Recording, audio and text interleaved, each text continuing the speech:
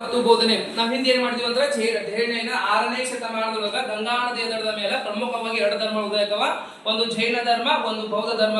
ಇವೆರಡೂ ಧರ್ಮಗಳ ಹುಟ್ಕೊಳ್ಳೋಕೆ ಕಾರಣ ಏನಂದ್ರ ಅಲ್ಲಿರ್ತಕ್ಕಂಥ ಜಾತಿ ಪದ್ಧತಿ, ಆಮೇಲೆ ಅನಿಷ್ಟ ಪದ್ಧತಿ, ಮೂಢನಂಬಿಕೆಗಳು, ಪ್ರಾಣಿ ಬಲಿ ಇವನ್ನೆಲ್ಲಾ ಹೋಗ್ಲಾಡ್ಸಕ 6ನೇ ಶತಮಾನದೊಳಗ ಗಂಗಾ ನದಿಯ ದಡದ ಮೇಲೆ ಪ್ರಮುಖವಾಗಿ ಎರಡು ಧರ್ಮಗಳ ಉದಯಕ. ಒಂದು ಜೈನ ಧರ್ಮ, ಒಂದು ಬೌದ್ಧ ಧರ್ಮ. ಇವತ್ತಿನ ಅವಧಿಯೊಳಗೆ ಏನಂದ್ರ ಇಲ್ಲಿ ಗೌತಮ್ ಬುದ್ಧ ಬರ್ತಾನೆ. ಈ ಗೌತಮ್ ಬುದ್ಧನ ಜೀವನ ಮತ್ತು ಬೋಧನೆ ನೀವು ನೋಡಿ ಅಂದ್ರೆ ಗೌತಮ್ ಬುದ್ಧನನ್ನು ಏಷ್ಯಾದ ಬೆಳಕು, ತಿದ್ದಲಾಗದ ಹೃದಯಗಳನ್ನು ತಿದ್ದಿದ ಮಹಾನುಭಾವ, ಶಾಕ್ಯ ಮುನಿ, ತಥಾಗತ ಎಂದು ಕರೆಯುತ್ತಾರೆ. ಆಮೇಲೆ ಇತಿಹಾಸ ಪುಟದಲ್ಲಿ ಏನಂದ್ರೆ ಗೌತಮ್ ಬುದ್ಧ ಇಂದಿನವರೆಗೆ ಜೀವಂತವಾಗಿ ಅಥವಾ ಅಮರನಾಗಿದ್ದಾನೆ ಅಂತ ಇತಿಹಾಸಕಾರ ಹೇಳ್ತಾರೆ. ಏನಂದ್ರ ಗೌತಮ್ ಬುದ್ಧನನ್ನು ಏಷ್ಯಾದ ಬೆಳಕು, ತಥಾಗತ, ಶಾಕ್ಯ ಮುನಿ ಅಂತ ಯಾಕೆ ಕರೀತಾರೆ ಅಂದ್ರೆ ಏನಂದ್ರ ತಿದ್ದಲಾಗದ ಹೃದಯಗಳನ್ನು ತಿದ್ದಿದ ಮಹಾನುಭಾವ ಅಂದ್ರ ಅಂಗುಲಿಮಾಲ ಎಂಬ ರಾಕ್ಷಸ ಇರ್ತಾನ. ಆ ಅಂಗುಲಿಮಾಲ ಎಂಬ ರಾಕ್ಷಸ ಕ್ರೂರವಾದ ವ್ಯಕ್ತಿ ಇದ್ದಾಗ ಏನ್ ಮಾಡ್ತಾನ, ಅವ್ನ ಮನಸ್ಸು ಪರಿವರ್ತನೆ ಮಾಡ್ತಾನೆ ಗೌತಮ್ ಬುದ್ಧ. ಆ ಅಂಗುಲಿಮಾಲಿಂದ ಇರ್ತಕ್ಕಂಥ ಪ್ರಮುಖವಾದ ಒಂದು ಪ್ರವೃತ್ತಿ ಏನಂದ್ರ ಯಾವ ನರಮಾನವ ಕಾಣ್ತಲ್ಲ, ನರಮಾನವನ್ ಏನ್ ಮಾಡ್ಬೇಕಂದ್ರೆ ಸಂಪೂರ್ಣವಾಗಿ ಬೆರಳುಗಳ ಉಗುರನ್ನು ಕಟ್ ಮಾಡ್ಕೊಂಡು ಕೊರಳೊಳಗೆ ಹಾಕಬೇಕಾಗಿರ್ತೈತಿ. ಇದನ್ನ ಹಾಕೋದ್ ನಾವು ಫುಲ್ ದಿನಾಲು ಖುಷಿ ಆಗಿರ್ತೈತಿ. ಖುಷಿಯಾದಾಗ ಒಂದಿನ ಏನ್ ಮಾಡ್ತಾನ, ಆಕಸ್ಮಿಕವಾಗಿ ಗೌತಮ್ ಬುದ್ಧ ಇಲ್ಲಿ ಕಾಡಿಗೆ ಹೋಗಿರ್ತಾನ. ಕಾಡಿಗೆ ಹೋದ ಸಂದರ್ಭದಲ್ಲಿ ಅಂಗುಲಿಮಾಲ ಗೌತಮ್ ಬುದ್ಧ ನೋಡ್ತಾನ. ಆ ಗೌತಮ್ ಬುದ್ಧ ನೋಡಿ ಏನಂತಾನಂದ್ರ ಯಾವತ್ತು ಬಹಳ ದಿನ ಆತ್ ನನಗೆ ಏನಂದ್ರೆ ಯಾವುದೇ ಉಗುರುಗಳು ಸಿಕ್ಕಿಲ್ಲ, ಇವತ್ತು ಗೌತಮ್ ಬುದ್ಧ ಸಿಕ್ಕ ಅಂತ ತಿಳ್ಕೊಂಡು ಅವ್ನ ಕಡೆ ಹೋಗೋಣ. ಅವ್ನ ಕಡೆ ಹೋಗಿ ಹೇಳ್ತಾನೆ ಏನಂದ್ರ ನೀನ್ ಎಲ್ಲಾ ಬೆರಳನ್ನ ಕಟ್ ಮಾಡಿ ಕೊಡ್ಬೇಕಂತ ತಿಳ್ಕೊಂಡ ಗೌತಮ್ ಬುದ್ಧನ ಅಂಗುಲಿಮಾಲ ಎಂಬ ರಾಕ್ಷಸ ಕೇಳ್ತಾನ.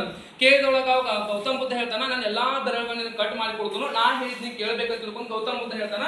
ಆ ಗೌತಮ್ ಬುದ್ಧ ಅಂಗುಲಿಮಾಲ ಎಂಬ ರಾಕ್ಷಸ ಹೇಳ್ತಾನೆ. ಏನ್ ಹೇಳ್ತಾನಂದ್ರ ನೀ ಏನ್ ಮಾಡ್ಬೇಕಂದ್ರ ಎಲ್ಲಾ ನಾವು ಉಗುರುಗಳನ್ನ ಕಟ್ ಮಾಡಿ ಕೊಡ್ತಾನು. ನೀವಾಗ ಏನ್ ಮಾಡ್ಬೇಕಂದ್ರ ಆಲದ ಗಿಡವನ್ನು ಹತ್ತಿ ಆ ಗಿಡದಲ್ಲಿ ಇರ್ತಕ್ಕಂಥ ಎಲ್ಲಾ ಎಲೆಗಳನ್ನ ಹರ್ಕೊಂಬಂದ ನಾನು ತಂದು ಕೊಡ್ಬೇಕು ಅಂತ ಹೇಳ್ತಾನೆ ಗೌತಮ್ ಬುದ್ಧ.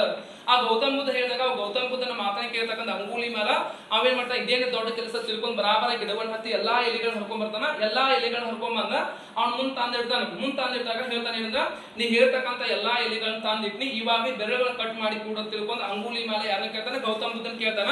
ಗೌತಮ್ ಬುದ್ಧನ್ ಕೇಳಿದಾಗ ಗೌತಮ್ ಬುದ್ಧ ಹೇಳ್ತಾನೆ ಅಂದ್ರ ನಾವು ಉಗುರುಗಳನ್ನೆಲ್ಲ ಕೊಡ್ತಾನ, ಇನ್ನೊಂದ್ ಕೆಲಸ ಮಾಡ್ಬೇಕು. ಏನ್ ಕೆಲಸ ಮಾಡ್ಬೇಕಂದ್ರ ಎಲೆಯನ್ನೆಲ್ಲ ಹೆಂಗ್ ಹರ್ಕೊಂಡ್ ಬಂದಿ ಹಂಗೆಲ್ಲಾ ಎಲೆಗಳನ್ನ ಓದಿ ಏನ್ ಮಾಡ್ಬೇಕಂದ್ರ ಆ ಮರದ ಒಳಗೆ ಹೋಗಿ ಅಂಟಿಸಿ ಬಾ ತಿಳ್ಕೊಂಡ ಅಂಗುಲಿಮಾಲ ಹೇಳ್ತಾನ. ಆಗ ಅಂಗುಲಿಮಾಲಾಗ ಏನಂದ್ರ ಗೊತ್ತಾಗತಿ ಸಂಪೂರ್ಣವಾಗಿ ಎಲೆಗಳು ಹೆಂಗ್ ವಾಪಸ್ ಅಂಟಿಸಿಲ್ಲ ತಿಳ್ಕೊಂಡು ಯೋಚನೆ ಆಗತಿ. ಅವ್ ವಾಪಸ್ ಬಂದ್ ಹೇಳ್ತಾನೆ ಅಂದ್ರ ಅವ್ ಯಾವ್ದು ಹರ್ಕೊಂಬಂದಿರ್ತಕ್ಕಂಥ ಎಲೆಗಳು ಯಾವ್ದು ಏನಂದ್ರ ಸಂಪೂರ್ಣವಾಗಿ ಅಂಟು ಅಲ್ವತ್ ಹೇಳ್ತಾನ ನಾವು. ಹಂಗಾದ್ರೆ ಇನ್ನೊಂದ್ ಕೆಲಸ ಏನ್ ಕೆಲಸ ಹೇಳ್ತಂದ್ರ ಇಷ್ಟೆಲ್ಲಾ ಭೂಮಿ ಮೇಲೆ ತಪ್ಪನ್ ಮಾಡ್ತಿ, ಆಮೇಲೆ ಪಾಪವನ್ನು ಮಾಡ್ತಿ, ನಿಧನ ಹೊಂದಿದ ಬಳಿಕ ನಿನಗೆ ಪಾಪ ಬರ್ತದೆ ಪುಣ್ಯ ಬರ್ತದೆ ತಿಳ್ಕೊಂಡ ನೀ ಮನೆಗೆ ಹೋಗಿ ಕೇಳ್ಕೊಂಬ ತಿಳ್ಕೊಂಡ ಗೌತಮ್ ಬುದ್ಧ ಹೇಳ್ತಾನ. ಗೌತಮ್ ಬುದ್ಧ ಹೇಳಿದಾಗ ಅವಾಗ ಏನ್ ಮಾಡ್ತಾನ, ಅಂಗುಲಿಮಾಲ ಹುಡ್ಕೋದ್ ಮನೆಗೆ ಹೋಗೋಣ. ಮನೆಗೆ ಹೋಗಿ ತನ್ನ ಹೆಂಡತಿ ಮತ್ತು ಮಗುವನ್ನ ಕೇಳ್ತಾನೆ ಏನಂದ್ರ ನಾ ದಿನಾನು ಇಷ್ಟೆಲ್ಲ ಬೇಟೆ ಆಡ್ತಾನ, ಪ್ರಾಣಿಗಳು ಕೊಡ್ತಾನ, ಪಾಪವಾದ ಕೆಲಸ ಮಾಡ್ತಾನ, ನಿಧನ ಹೊಂದಿದ ಬಳಿಕ ಇದೆಲ್ಲಾ ಪಾಪ ನಿಮಗ್ ಬರ್ತದೆ ನನಗ್ ಬರ್ತದೆ ಅಂತ ಹೆಂಡತಿ ಮಕ್ಕಳನ್ನ ಕೇಳಿದಾಗ ಅವ್ ಹೆಂಡತಿ ಮತ್ತು ಮಗು ಏನಂತಾರ ನಿಧನ ಹೊಂದಿದ ಬಳಿಕ ಎಲ್ಲಾ ಪಾಪ ಇದು ನಿನಗ ಬರ್ತತಿ, ನಿನ್ನ ನಷ್ಟಕ್ಕೆ ಹೋಗಿ ಅಂತ ಹೇಳ್ತಾರ.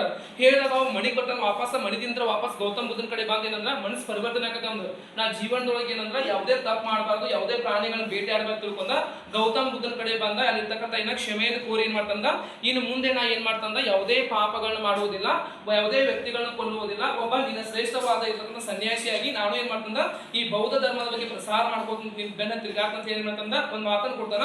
ಹಂಗ ಏನಂದ್ರೆ ಗೌತಮ್ ಬುದ್ಧನನ್ನು ತಿದ್ದಲಾಗದ ಹೃದಯಗಳನ್ನು ತಿದ್ದಿದ ಮಹಾನುಭಾವ ಯಾಕೆ ಕರೀತಾರಂದ್ರ ಅಂತ ಕ್ರೂರಿಯಾಗಿರ್ತಕ್ಕಂಥ ಅಂಗುಲಿಮಾಲನ ಮನಸ್ಸನ್ನು ಪರಿವರ್ತನೆ ಮಾಡ್ತಾನೆ. ಆದ್ದರಿಂದ ಇವನನ್ನು ತಿದ್ದಲಾಗದ ಹೃದಯಗಳನ್ನು ತಿದ್ದಿದ ಮಹಾನುಭಾವ ಅಂತ ಕರೀತಾರ. ಆಮೇಲೆ ಏಷ್ಯಾದ ಬೆಳಕು ಅಂತ ಕರೀತಾರೆ. ಇದಕ್ಕೆ ಏಷ್ಯಾದ ಬೆಳಕು ಅಂತ ಕರೀತಾರಂದ್ರ ಜಗತ್ತಿನಲ್ಲಿರ್ತಕ್ಕಂಥ ಏನ್ ಮಾಡ್ತಂದ ಅಂಧ ಆಚಾರಗಳು, ಆಮೇಲೆ ಮೂಢನಂಬಿಕೆಗಳು, ಅನಿಷ್ಟ ಪದ್ಧತಿಗಳ ಬಗ್ಗೆ ಜನರಿಗೆ ಮನಮುಟ್ಟುವಂತೆ ಆಡು ಭಾಷೆಗಳೇ ಜನರಿಗೆ ಮನಮುಟ್ಟುವಂತೆ ಏನ್ ಮಾಡ್ತಾನ ಅಂಧಕಾರವನ್ನು ಹೋಗಲಾಡಿಸ್ತಾನ. ಬೆಳಕನ್ನು ಸಂಪೂರ್ಣವಾಗಿ ಏನಂದ್ರ ಎಲ್ಲಾ ಜನರಿಗೆ ಏನಂದ್ರ ಜ್ಞಾನವನ್ನು ಬೆಳಕಿನ ಮೂಲಕ ಹೊರಡುತ್ತಾನ. ಆದ್ದರಿಂದ ಏಷ್ಯಾದ ಬೆಳಕು ಎಂದು ಯಾರನ್ನು ಕರೆಯುತ್ತಾರ ಈ ಗೌತಮ್ ಬುದ್ಧ. ಈ ಗೌತಮ್ ಬುದ್ಧ ಏನ್ ಮಾಡ್ತಂದ ಇವಾಗ ನೇಪಾಳದ ಲುಂಬಿನಿ ವನ ಎಂಬಲ್ಲಿ 1483ರಲ್ಲಿ ಜನನಾಗತಿ. ಆಮೇಲೆ ಇವ್ನ ತಂದೆ ಯಾರಂದ್ರ ಶುದ್ಧೋಧನ, ತಾಯಿ ಯಾರಂದ್ರ ಮಾಯಾದೇವಿ. ಗೌತಮ್ ಬುದ್ಧ ಏನಾಗತ್ತಂದ್ರ ಸಂಪೂರ್ಣವಾಗಿ ಇವನು ನೇಪಾಳದ ಲುಂಬಿನಿ ವನ ಎಂಬಲ್ಲಿ 483ರಲ್ಲಿ ಜನಿಸ್ತಾನ. ತಂದೆ ಯಾರಂದ್ರ ಶುದ್ಧೋಧನ, ತಾಯಿ ಮಾಯಾದೇವಿ. ಗೌತಮ್ ಬುದ್ಧ ಜನನವಾದ 7ನೆಯ ದಿನದಂದು ತನ್ನ ತಾಯಿಯಾಗಿರ್ತಕ್ಕಂಥ ಮಾಯಾದೇವಿ ನಿಧನ ಹೊಂತಾಳ. ಈಗ ಮಾಯಾದೇವಿ ಗೌತಮ್ ಬುದ್ಧನಿಗೆ ಜನ್ಮ ನೀಡಿ 7ನೇ ದಿನದಿಂದ ನಿಧನ ಹೊಂತಾಳ. ನಿಧನ ಹೊಂದೊಳಗ ಈ ತಾಯಿ ನಿಧನ ಹೊಂದಿದ ನಂತರ ಈ ಗೌತಮ್ ಬುದ್ಧನ ಏನ್ ಮಾಡ್ತಾರ ಸಾಕು ತಾಯಿಯಾಗಿರ್ತಕ್ಕಂಥ ಪ್ರಜಾ ಗೌತಮಿ ಎಂಬ ಹೆಣ್ಣು ಮಗಳು ಏನ್ ಮಾಡ್ತಾಳ ಅವಳ ಆರೈಕೆಯಲ್ಲಿ ಗೌತಮ್ ಬುದ್ಧ ಬೆಳೆತಾನ. ಆದ್ದರಿಂದ ಇವನಿಗೆ ಗೌತಮ್ ಬುದ್ಧ ಎಂಬ ಹೆಸರು ಬರ್ತದೆ. ನೋಡ್ರಿ 483ರಲ್ಲಿ ಲುಂಬಿನಿ ವನದಲ್ಲಿ ಜನಿಸ್ತಾನ. ತಂದೆ ಶುದ್ಧೋಧನ, ತಾಯಿ ಮಾಯಾದೇವಿ. ಈ ತಾಯಿ ಮಾಯಾದೇವಿ ಏನಂದ್ರ 483 ನೆಕ್ಸ್ಟ್ 483 ಲುಂಬಿನಿ ವನದಲ್ಲಿ ಜನಿಸ್ತಾನ. ತಂದೆ ಯಾರನ್ನ ಶುದ್ಧೋಧನ, ತಾಯಿ ಮಾಯಾದೇವಿ. ಇಲ್ಲಿ ಜನ್ಮ ನೀಡ್ತಕ್ಕಂಥ ಮಾಯಾದೇವಿ ಏನ್ ಮಾಡ್ತಾರ 7ನೇ ದಿನದಿಂದ ನಿಧನ ಹೊಂದೊಳಗ ಈ ಸಾಕು ತಾಯಿಗತಕ್ಕಂಥ ಪ್ರಜಾ ಗೌತಮಿ ಏನ್ ಮಾಡ್ತಾರ ಗೌತಮ್ ಬುದ್ಧನ ಏನ್ ಮಾಡ್ತಾರ ಸಾಕಣೆ ಪಾಲನೆ ಮತ್ತು ಪೋಷಣೆ ಮಾಡ್ತಾರ. ಆದ್ದರಿಂದ ಇವನಿಗೆ ಗೌತಮ್ ಬುದ್ಧ ಎಂಬ ಹೆಸರನ್ನು ಪಡ್ಕೋತಾನ. ಆಮೇಲೆ ಈ ಗೌತಮ್ ಬುದ್ಧನ ಮೊದಲ ಹೆಸರು ಏನಾಗಿತ್ತಂದ್ರ ಸಿದ್ಧಾರ್ಥ. ಇದನ್ನ ಗೌತಮ್ ಬುದ್ಧನ ಮೊದಲ ಹೆಸರು ಏನಂದ್ರ ಸಿದ್ಧಾರ್ಥ. ಇಲ್ಲಿ ತಂದೆ ಯಾರಂದ್ರ ಸುದ್ದೋಧನ, ತಾಯಿ ಮಾಯಾದೇವಿ. ತಾಯಿ ಮಾಯಾದೇವಿ ನಿಧನ ಹೊಂದಿದ ನಂತರ ಗೌತಮ್ ಬುದ್ಧನನ್ನು ಯಾರು ಆರೈಕೆ ಮಾಡ್ತಾರ ಪ್ರಜಾ ಗೌತಮಿ. ಆಮೇಲೆ ಇವನ ಮೊದಲ ಹೆಸರು ಏನಂದ್ರ ಸಿದ್ಧಾರ್ಥ. ಇಲ್ಲಿ ಗೌತಮ್ ಬುದ್ಧ ಏನ್ ಮಾಡ್ತಾನ ನೋಡಿ, ಸಿದ್ಧಾರ್ಥ ಎಂಬ ಗೌತಮ್ ಬುದ್ಧ ಅಥವಾ ಸಿದ್ಧಾರ್ಥ ಏನಂದ್ರೆ ಸುದ್ದೋಧನಿಗೆ ಜನ್ಮ ನೀಡ್ತಾನೆ. ಇರ್ತಕ್ಕಂಥ ಸುದ್ದೋಧನ ಮಗ ಸಿದ್ಧಾರ್ಥ. ಈ ಸಿದ್ಧಾರ್ಥ ಹುಡ್ತಾನ ಸುದ್ದೋಧನ ಖುಷಿ ಆಗತ್ತೆ. ಖುಷಿ ಆದಾಗ ಅವ ಏನ್ ಮಾಡ್ತಾನಂದ್ರ ನನ್ನ ಮಗುವನ್ನ ಜಾತಕ ನೋಡ್ಬಾ ಅಂತ ತಿಳ್ಕೊಂಡ ಅಸಿತ ಮುನಿ ಎಂಬ ಏನ್ ಮಾಡ್ತಾನ ಇರ್ತಕ್ಕಂಥ ಮುನಿನ ಕರ್ಕೊಂಡ್ಬರ್ತಾನ. ಕಾಶ್ಮೀರದ ಒಬ್ಬ ಮುನಿ ಇರ್ತಾನೆ ಅಂತ ಅಸಿತ ಮುನಿ. ಈ ಅಸಿತ ಮುನಿನ ಕರ್ಕೊಂಡ್ಬರ್ತಾನ. ಅಸಿತ ಮುನಿ ನನ್ನ ಆಸ್ಥಾನಕ್ಕೆ ಬಾ, ನನ್ನ ಗಂಡು ಮಗ ಜನಿಸೈತಿ, ಆ ಮಗುವನ್ನ ಜಾತಕ ನೋಡ್ಬಾ ಅಂತ ತಿಳ್ಕೊಂಡ ಕಾಶ್ಮೀರದಿಂದ ಸುದ್ದೋಧನ ಏನ್ ಮಾಡ್ತಾನ ಅಸಿತ ಮುನಿನ ಕರೆಸ್ತಾನ. ಅಸಿತ ಮುನಿನ ಕರೆಸಿದಾಗ ಅಸಿತ ಮುನಿ ಬರ್ತಾನ. ಅಸಿತ ಮುನಿ ಬಂದ ಆ ತೊಟ್ಟಿಲಲ್ಲಿ ಆಡ್ತಿರ್ತಕ್ಕಂಥ ಮಗುವನ್ನ ಯಾರು ನೋಡ್ತಾರ, ಅಸಿತ ಮುನಿ ನೋಡ್ತಾನ. ಅಸಿತ ಮುನಿ ನೋಡಿ ಏನ್ ಮಾಡ್ತಾನ, ಒಂದು ಸರಿ ನಗುವುದು, ಒಂದು ಸರಿ ಅಳುವುದು ಮಾಡ್ತಾನ. ಅದನ್ನ ದೃಶ್ಯವನ್ನ ಯಾರು ನೋಡ್ತಾನ, ಸುದ್ದೋಧನ ನೋಡ್ತಾನ. ಸುದ್ದೋಧನ ಏನಂತಾನಂದ್ರ, ಈ ಅಸಿತ ಮುನಿನ ಕಾಶ್ಮೀರದಿಂದ ಕರೆಸೀನಿ, ಇವ ನನ್ನ ಮಗನ ಜಾತಕ ನೋಡಕ್ ಬಂದಾನ. ಜಾತಕ ನೋಡಿದ್ ಬಿಟ್ಟು ನನ್ನ ಮಗುವನ್ನ ನೋಡಿ ನಡ್ತಾನ, ನೋಡಿ ಅಳ್ತಾನ ತಿಳ್ಕೊಂಡ ಏನಾಗ ಹಿಂಗ್ಯಾಕ್ ಮಾಡ್ತಾನೆ ಅಂತ ತಿಳ್ಕೊಂಡ ಆ ಅಸಿತ ಮುನಿನ ಕರೆಸ್ತಾನ. ಅಸಿತ ಮುನಿನ ಕರೆಸಿ ಕೇಳ್ತಾನೆ ಏನಂದ್ರ, ಇದೇಗ ನನ್ನ ಮಗುವನ್ನ ನೋಡಾತಿದ್ರಿ, ತೊಟ್ಲಾಗಿರ್ತಕ್ಕಂಥ ಮಗುವನ್ನ ಒಮ್ಮೆ ನೋಡಿ ಅಳ್ತಿದ್ರಿ, ಒಮ್ಮೆ ನೋಡಿ ಖುಷಿ ಪಡ್ತಿದ್ರಿ, ಯಾಕಂತ ಕೇಳ್ತಾನ. ಆ ಸುದ್ದೋಧನ ಅವ ಇರ್ತಕ್ಕಂಥ ಅಸಿತ ಮುನಿ ಏನ್ ಹೇಳ್ತಾನಂದ್ರ, ನಿನ್ನ ಮಗು ಮುಂದೆ ಬೆಳೆದಂತ ದೊಡ್ಡವಾದ ನಂತರ ದೊಡ್ಡ ಒಬ್ಬ ಸಾಮ್ರಾಟ ರಾಜನಕ್ಕನ, ಇಡೀ ಜಗತ್ತನ್ನ ಆಳ್ತಾನ, ಇಲ್ಲಾಂದ್ರೆ ಸಂಪೂರ್ಣವಾದ ವೀರ ಸನ್ಯಾಸಿ ಆಗ್ತಾನ, ಜಗತ್ತಿಗೆ ದೊಡ್ಡದೊಂದು ಕೊಡುಗೆ ನೀಡ್ತಾನಂತ ಯಾರಂತ ಅಸಿತ ಮುನಿ ಹೇಳ್ತಾನ. ಅಸಿತ ಮುನಿ ಹೇಳಿದೊಳಗ ಇವ್ ನೋಡಾಕಿದ ಎಲ್ಲಾ ದೊಡ್ಡ ರಾಜ ಹಾಕಣ, ದೊಡ್ಡ ಸನ್ಯಾಸಿ ಹಾಕಣ, ಇದು ನನಗೆ ಖುಷಿ ಆಗತ್ತೆ. ಇನ್ನೊಂದು ಎದಕ್ ನಾ ಆಳಾಗ್ತೇನೆ ಅಂದ್ರೆ, ಇವ್ ನೋಡಾಕ್ ನಾ ಇರಂಗಿಲ್ಲ, ಅಟೋಟಿಗೆ ನಾ ಸಾಯ್ಬಹುದು. ಅದಕ್ಕೆ ಏನಂತಾರಂದ್ರ, ನಿನ್ನ ಮಗ ಏನಂದ್ರೆ ದೊಡ್ಡ ಒಬ್ಬ ವೀರ ಸನ್ಯಾಸಿ ಹಾಕಣ, ಇಲ್ಲ ರಾಜ ಹಾಕಣ, ಅವ ಆಗೋದ್ರಿಂದ ಅದು ನನಗೆ ಖುಷಿ ಆಗತೈತಿ. ಇನ್ನೊಂದು ಎದಕ್ ದುಃಖ ಆಗತೈತಿ ಅಂದ್ರೆ, ಅವ್ನು ನೋಡಾಕ್ ನಾ ಇರಂಗಿಲ್ಲ, ಅದಕ್ಕೆ ನನಗೆ ದುಃಖ ಆಗತೈತಿ ಅಂತ ಹೇಳಿ ಅಸಿತ ಮುನಿ ಅವ್ನ ಜಾತಕ ಹೇಳಿ ಅವ್ನು ವಾಪಸ್ ಕಾಶ್ಮೀರ್ಗೆ ಹೋಗೋಣ. ಕಾಶ್ಮೀರ್ಗೆ ಹೋದ ನಂತರ ಸುದ್ದೋಧನಕ್ಕೆ ಬಂದ ಚಿಂತೆ, ಇರ್ತಕ್ಕಂಥ ಒಬ್ಬ ಗಂಡ ಮಗ ಸಿದ್ಧಾರ್ಥದನ ಇವ್ ಸನ್ಯಾಸಿ ಆಗ್ಬಾರ್ದು, ಒಬ್ಬ ದೊಡ್ಡ ರಾಜ ಆಗ್ಬೇಕು. ದೊಡ್ಡ ರಾಜ ಆಗಿ ನೋಡ್ಬೇಕಂದ್ರೆ ಇಡೀ ಜಗತ್ತಿನೊಳಗ ಫೇಮಸ್ ಆಗ್ಬೇಕು, ರಾಜ ಆಗ್ಬೇಕು ತಿಳ್ಕೊಂಡ ಇವ್ ದೊಡ್ಡದೊಂದು ಅರಮನೆ ಕಟ್ಟಿಸ್ತಾನ ಸಿದ್ಧಾರ್ಥನಿಗೆ. ಅರಮನೆ ಕಟ್ಟಿಸಿ ಅವ್ಗೆ ಏನ್ ಬೇಕು ಏನ್ ಬೇಡ ಎಲ್ಲ ಸುಖಭೋಗವನ್ನ ಅರಮನೆ ಒಳಗೆ ಇಟ್ಟಿರ್ತಾನ.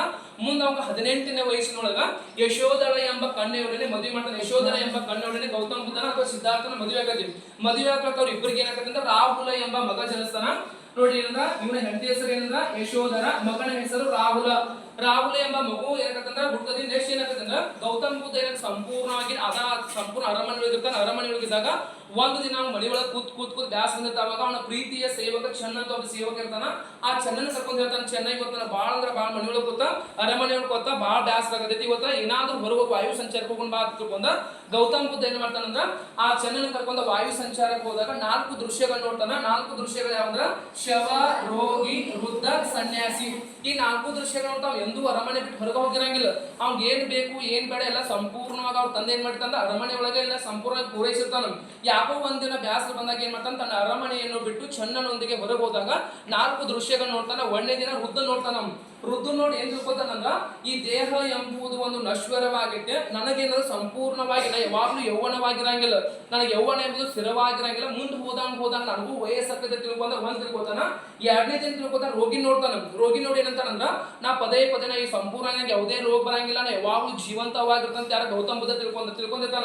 ಆ ರೋಗಿ ನೋಡಿದಾಗ ಏನಾಗತ್ತೆ ಅಂದ್ರ, ಈ ದೇಹಕ್ಕೆ ಒಂದಿನ ಯಾವ್ದಾದ್ರು ಒಂದು ರೋಗ ಬರ್ಬೋದು ತಿಳ್ಕೊತಾನ. ಆಮೇಲೆ ನೆಕ್ಸ್ಟ್ ಲಾಸ್ಟಕ್ಕೆ ನೋಡ್ತಾನ, ಒಂದು ಶವವನ್ನು ನೋಡ್ತಾನ, ಹೊಂಟಿರ್ತಕ್ಕಂಥ ಹೆಣವನ್ನು ನೋಡ್ತಾನೆ. ಹೆಣವನ್ನು ನೋಡಿ ಅಂತಂದ್ರ, ನನಗೇನಂದ್ರೆ ಸಂಪೂರ್ಣವಾಗಿ ಸಾವಯವ ತಿಳ್ಕೊಂಡಿರ್ತಾನ. ಅವ್ನು ಅರಮನೆ ಇರ್ತಾನೆ, ಯಾವುದೋ ಸಾವು ನೋವುಗಳು ಗೊತ್ತೇ ಇರಂಗಿಲ್ಲ ಅವಾಗ.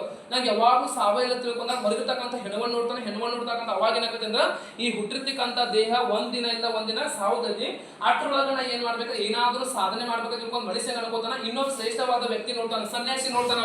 ಸನ್ಯಾಸಿ ನೋಡಿದಾಗ ಫುಲ್ ಸಂತೋಷ ಆಗತ್ತೆ. ಅವಾಗ ಏನಂದ್ರ ವೃದ್ಧ, ಶವ, ರೋಗಿ ನೋಡಿದಾಗ ದುಃಖ ಆಗತ್ತೆ. ಆಮೇಲೆ ಸನ್ಯಾಸಿ ನೋಡಿದಾಗ ಸಂಪೂರ್ಣ ಖುಷಿ ಆಗತ್ತೆ. ಅವಾಗ ಖುಷಿಯಾಗಿ ಏನ್ ತಿಳ್ಕೊತಾನಂದ್ರ, ನಾ ಇರ್ತಕ್ಕಂಥ 4 ದಿನದ ಬಾಯಿನೊಳಗೆ ನಾ ಏನ್ ಮಾಡ್ಬೇಕಂದ್ರ ಒಬ್ಬ ಶ್ರೇಷ್ಠ ಸನ್ಯಾಸಿ ಆಗ್ಬೇಕು. ಸನ್ಯಾಸಿ ಆದ್ರ ಇರ್ತಕ್ಕಂಥ ಅನಾಚಾರ ಮತ್ತು ಮೂಢನಂಬಿಕೆಗಳು ಮತ್ತು ಜನರಿಗೆ ತಿಳುವಳಿಕೆ ಹೇಳಿ ಜಗತ್ತಿನೊಳಗೆ ಇರ್ತಕ್ಕಂಥ ಧರ್ಮದ ಬಗ್ಗೆ ಪ್ರಸಾರ ಮಾಡ್ಬೇಕು.